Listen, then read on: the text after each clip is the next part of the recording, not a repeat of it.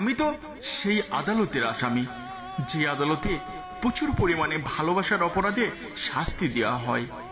এখানে নেই কোনো উকিল, নেই কোনো জজ, একটিই জজ, একটিই উকিল, সেটি হলো আমার সেই ভালোবাসার, মায়া লাগার, সেই শখের মানুষ, সেই প্রিয় মানুষটি।